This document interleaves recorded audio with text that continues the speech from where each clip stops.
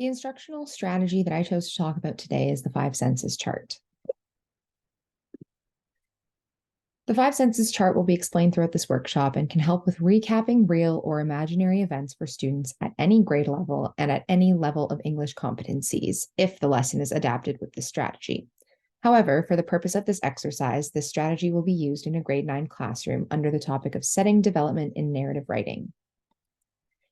The English language learner in question is named Cyrus, and he is from Iran, having been in Canada for 2.5 years. He speaks Persian and is still learning English. He is in grade 9, and he likes to garden, to cook, and to take part in Iranian martial arts. I have assessed Cyrus under the OLB writing chart continua as being a strong step 2.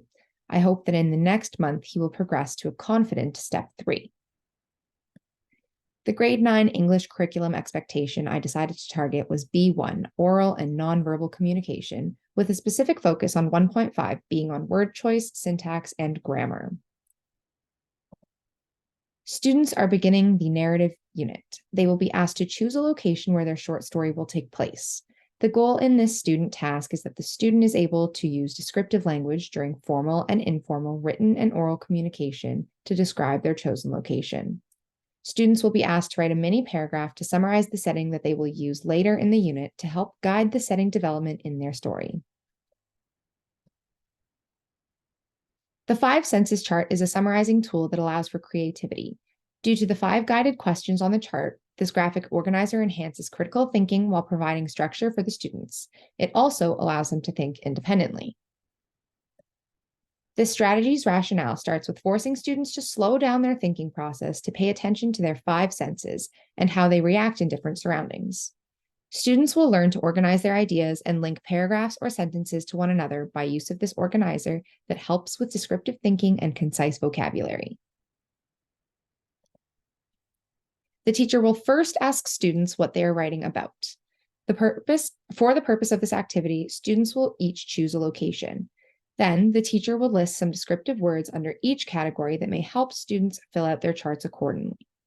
Lastly, the teacher will demonstrate usage of this 5 senses chart.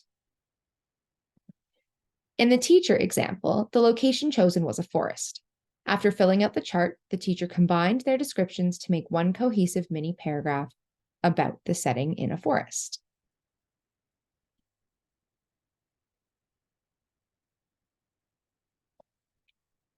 Cyrus chose to write about school.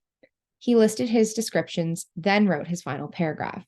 It reads, "While my teacher is writing on the chalkboard, my ears start to hurt because of the scratch that I hear. I watch the dust fall off the board.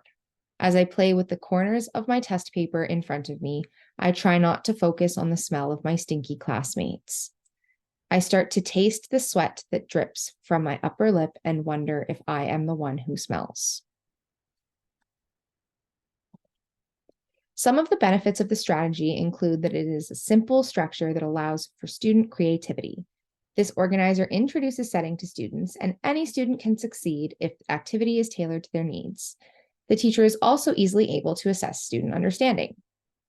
Some limitations for the strategy include the need to understand synonyms for verbs used in the graphic organizer, but the teacher can always provide these synonyms in advance. The student must also have a developed vocabulary if the teacher requires them to describe a location in great detail.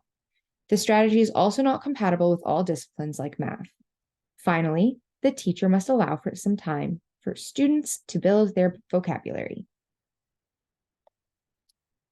Some questions I've provided for reflection upon the creation of the strategy are: how can the 5 senses chart be used in a math class?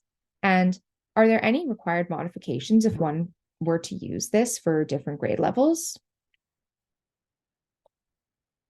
This last slide simply lists resources used for this workshop. Thank you for taking the time to listen.